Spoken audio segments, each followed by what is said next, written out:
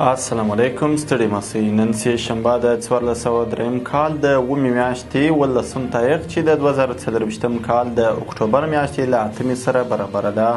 د سکون راډیویې ویبپاڼې او خواله رسنیو څخه مو د نن ورځې لنډ او مهمو خبرونو ته هرکلی. زه خلیل الله هیوادمل یم.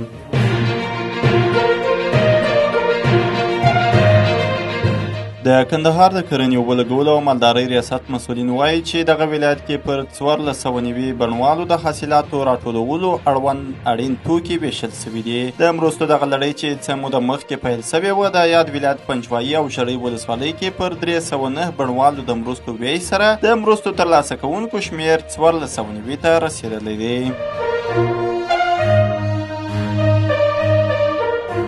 د کابل په سروبي ولسوالۍ کې د 22.15 میګاواټه لمریزې برېښنا پروژې کار پیل سو. د سرپرست حکومت اقتصادي مرستیال د دې پروژې د پرانیستي مراسمو کې ویلي د یادې پروژې په بشپړېدو سره به افغانستان د برېښنا په برخه کې ځان بساینې ته یو ګام نور هم نږدې سي.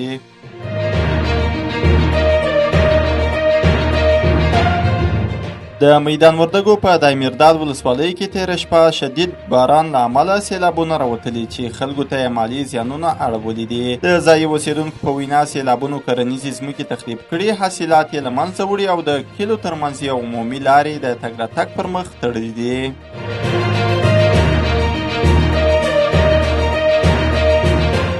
د مالیې وزارت وایي چې هیواد ته د مالګې پر وارداتو د بندیز په اړه اقتصادي کمیسیون د پریکړې پر بنسټ تېرو شپږو میاشتو کې هرات، فراه، نیمروز او ننګرهار ولایتونو په ګمرکونو کې هیواد ته د 484 ټنه 704 ګرامه قاچاقي مالګې د واردېدو مخه نیول سوې ده.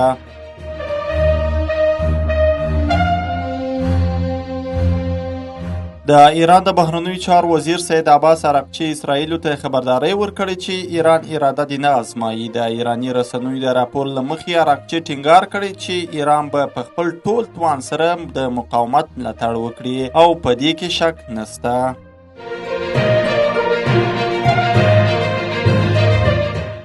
د سکون راډیویې د ویبپاڼې او خواله رسنیو څخه مو د نن ورځې لنډ او مهم خبرونه واورېدل. تر بیا د الله په امان.